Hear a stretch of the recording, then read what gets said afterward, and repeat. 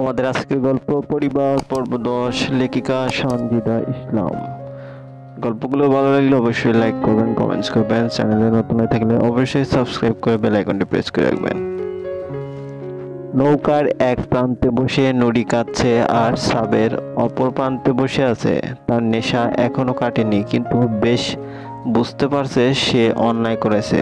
নুরির কান্না তার সহ্য হচ্ছে না, আর না তার পাশে বসতে দিচ্ছে। তার পাশে গেলে নুরি চিল্লাপাল্লা শুরু করে দেয়। প্রায় 1 ঘন্টা নুরির উপর অমানবিক নির্যাতনের পর সাবের তাকে জড়িয়ে ধরে শুয়ে থাকে। সাবেরকে নিজের থেকে ছাড়ানোর মতো শক্তি তার কাছে অবশিষ্ট নেই। এদিকে ভোরের আলো ফুটে উঠেছে। তাড়াতাড়ি বাড়ি না গেলে কেলেঙ্কারি হয়ে যাবে। সেরকম তাকে ছাড়িয়ে উঠতে নিলেই সাবের তাকে আবার জড়িয়ে নিয়ে বলে, এখন উঠিস না, নুরি কষ্ট হইব, আর কিছুক্ষণ পরে ওঠ বলে নুরির কপালে একটা চুমু দিল। সাবেরের ছোঁয়ায় নুরির শরীর ঘিন ঘিন করছে, আর আগে তার ছোঁয়ায় সারা শরীরে শিহরণ বয়ে যেত, কারণ তখন তার ছোঁয়া ছিল পবিত্র, আর এখনের ছোঁয়া অপবিত্র। তার মরে যেতে ইচ্ছে করছে। সে সাবেরকে এত বিশ্বাস করেছে যে তার সাথে গভীর রাতে বের হতেও দ্বিধা করতো না। রাতের পর রাত হাতে হাত রেখে ঘুরে বেড়াতো, অন্ধের মতো বিশ্বাস করেছে তাকে। আর সে কিনা এত জঘন্য কাজ করতে পারলো। এতটা ভালোবেসেছে সে সাবেরকে, ভাবতেও নিজের উপর ঘৃণা হচ্ছে। নুরি নিজেকেই দোষী ভাবছে। সে যদি সাবেরকে বৃষ্টিতে ভিজতে না বলতো, তাহলে হয়তো আজ তার সাথে এমন কিছু হতো না। কথাগুলো ভাবতেই সে কান্না করে দিল। কোনো রকম সাবেরকে ঠেলে সে উঠতে নিলেই সে পেটের নিচের অংশে অসম্ভব ব্যথা অনুভব করলে দুপা যেন অবশ হয়ে গেছে। সে কোনো রকম বসে বসে হাত দিয়ে কাপড়গুলো পরে নিল। নুরির ধাক্কাধাক্কিতে সাবেরও উঠে বসলো। নুরিকে কান্না করতে দেখে তার অপরাধ বোধ জেগে উঠল। সে নুরিকে কিছু বলতে নিল। নুরি, আমারে বাড়ি নিয়ে যান সাবের ভাই, আমার খুব কষ্ট হইতেছে, আমি মায়ের কাছে যাবো। মায়ের কথা মনে পড়তেই সাবেরের কলিজার পানি শুকিয়ে গেল। মা নুরিকে এই অবস্থায় দেখলে নিশ্চিত সব বুঝে যাবে। কিছুক্ষণ আগে যা হয়েছে ভুল হয়েছে, নুরির সাথে অন্যায় হয়েছে সে জানে, কিন্তু কি করবে, তাকে ওই অবস্থায় দেখে নিজেকে কন্ট্রোল করতে পারেনি। আর তাছাড়া তার আজকে নেশা করা ঠিক হয়নি। এদিকে নুরির কান্না সহ্য হচ্ছে না, তাই নুরির কান্না থামানোর জন্য তার দিকে হাত বাড়াতেই নুরি নিজেকে গুটিয়ে নিল। সে সাবেরকে ভয় পাচ্ছে। ছুঁইবেন না আমারে, আপনি আমারে বাড়ি নিয়ে যান, নাইলে কিন্তু আমি নদীতে ঝাঁপ দেবো। নুরির কথা শুনে সাবের বুকের বাঁ পাশটায় চিনচিন ব্যথা অনুভব করলো। আমারে মাফ কইরা দে নুরি, আমি ইচ্ছা কইরা কিছু করতে চাই নাই। কেমনে কি হইলো আমি বুঝি নাই। তুই মায়েরে কিছু কইস না। দেখ, আমি তো তোরেই বিয়ে করবো। যেটা বিয়ার পর হইতো সেইটা আগে হয়েছে জানি। আমি অনেক বড় অন্যায় করেছি তোর লগে, কিন্তু আমরা খুব তাড়াতাড়ি বিয়ে করবো। আমি আজকে গিয়া আব্বারে আমাগো বিয়ের কথা কমু।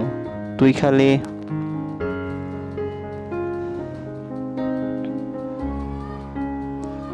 খালি আপনি আমারে বাড়ি নিয়ে যান, আমি বাড়ি যামু।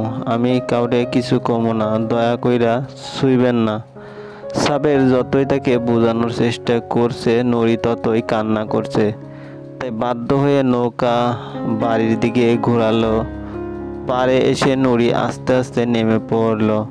সাবের তাকে ধরতে চাইলে সে নিষেধ করে দেয়। তারপর নদীতে পানিতে 3টা ডুব দিয়ে কোনো মতো উঠে আসে, কিন্তু হাঁটার মতো শক্তি নেই। এর মধ্যে ফজরে আজানের সময় হয়ে গেছে। গ্রামের মানুষ জেগে পড়বে, তাই বাধ্য হয়ে সাবের জোর করে নুরিকে কোলে তুলে নিল। নুরিও হাত গুটিয়ে চুপ করে চোখের জল ফেলতে লাগলো। নুরিকে তার ঘরের সামনে নামিয়ে দিল। নুরি চলে যেতে নিলে সাবের তাকে হাত ধরে আটকালো।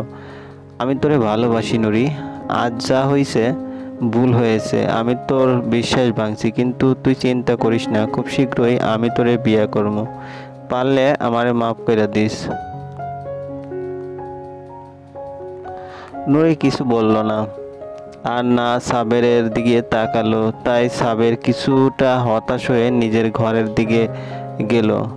আর নুরি নিজের ঘরে ঢুকতেই ভূত দেখার মতো চমকে উঠল। রাবিয়ার সামনে দাঁড়িয়ে আছে।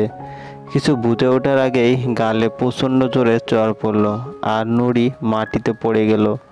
এই চরটা যে তার প্রাপ্য ছিল। রাবেয়া বেশ কয়েকবার নুরিকে রাতে বের না হতে সাবধান করে দিয়েছে। আজ যদি তার কথা শুনতে, তাহলে হয়তো এমন কিছুই হতো না। নুরি গালে হাত দিয়ে ছলছল নয়নে রাবেয়ার দিকে তাকালো।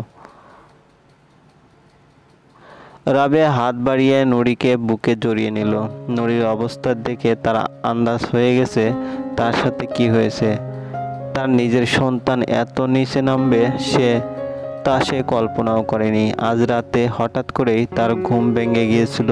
পাশে হাত দিয়ে নুরিকে না পেয়ে সে তার জন্য এতক্ষণ অপেক্ষা করেছিল, কিন্তু তার মেয়েটার সাথে যে এমন কিছু হবে তা সে কল্পনাও করেনি। সে সাবেরকে বিশ্বাস করে নুরিকে তার হাতে তুলে দিয়েছিল, আর তার বিশ্বাসের এই ফল পেল।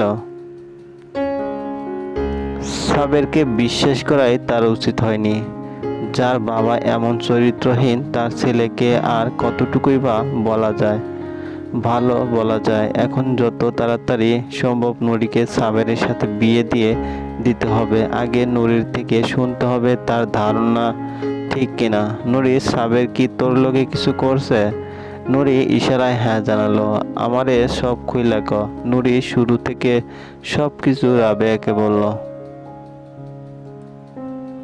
সব শুনে রাবেয়া বেশ হতাশ হলো। সাবেরের পাশাপাশি নুরিও দোষ আছে, কিন্তু সে তো আর দিন দুনিয়া সম্পর্কে এত কিছু বোঝে না। তারই নুরিকে সাবেরের সাথে অবাধ মেলামেশা করতে দেওয়া উচিত হয়নি। নুরি তো ছোট মানুষ, এই বয়সটাই যে রঙিন, ভালো খারাপ সব কিছু আবেগের কাছে হার মানে।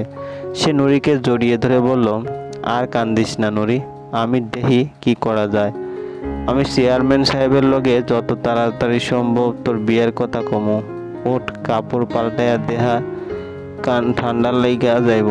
রাবেয়া নুরির ভেজা কাপড় পাল্টে শুকনো কাপড় পরিয়ে মাথা মুছে দিল। শরীরে অসম্ভব ব্যথা আর একরাশ ক্লান্তি নিয়ে নুরি ঘুমিয়ে পড়ল।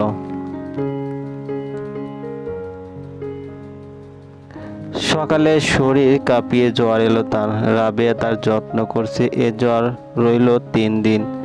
এ 3 দিনে সাবের নুরির সাথে ভালোভাবে কথা তো দূরের কথা, দেখাও করতে পারেনি বললে ভুল হবে। দেখা করতে দেওয়া হয়নি, শুধু গোসলের জন্য নুরিকে বাইর আনা হয়, এছাড়া খাবার ঘরে এনে খায়। নুরি তো দূরের কথা, সাবের রাবেয়ার সাথেও কথা বলতে পারছে না। যাও বাবার সাথে দুইবার নুরিকে দেখতে গিয়েছিল, তাও বেশিক্ষণ থাকতে পারেনি। যতক্ষণ থেকেছে নুরি একবারও তার মুখের দিকে তাকায়নি। সাবের ভিতরটা দুমড়ে মুছতে যাচ্ছে নুরির এই অবহেলায়।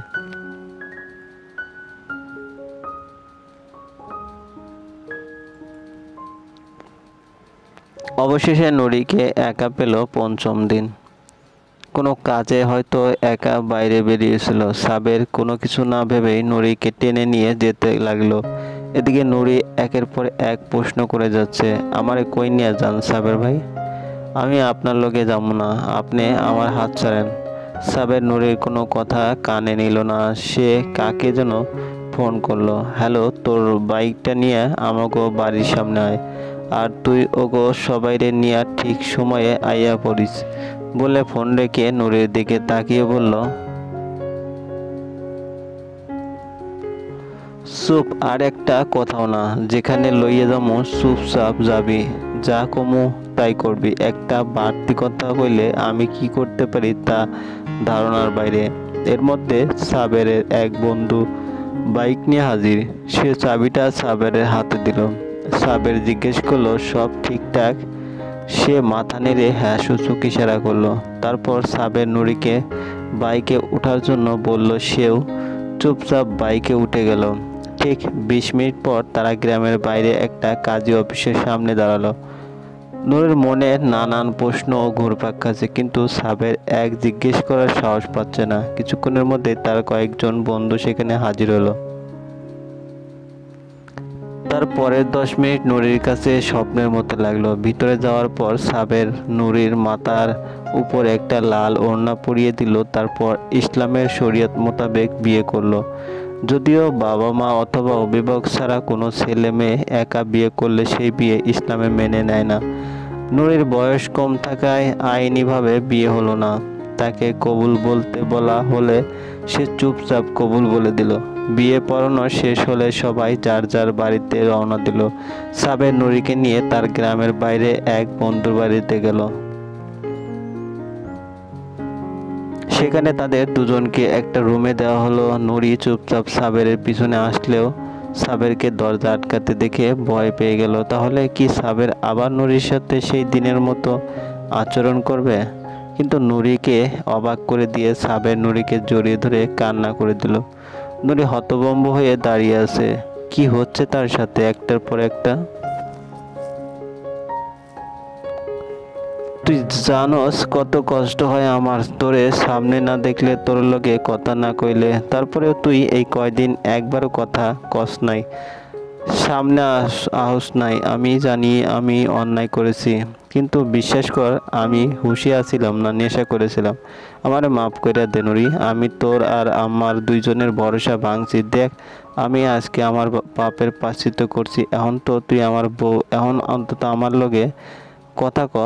নুরি কিছু বলছে না, তার নিজেরও খারাপ লাগছে সাবেরের জন্য। এই কয়দিন সে নিজেও কষ্ট পেয়েছে, কিন্তু সেই দিনের পর কেন যেন সাবেরের সামনে থাকতে তার অস্বস্তি হয়। কিছু তো ক নুরি, নইলে আমি পাগল হয়ে যাবো। যদি করে মাইনা নিব আমি আব্বারে বুঝামু। খালি তুই আমারে কিছুদিন সময় দে।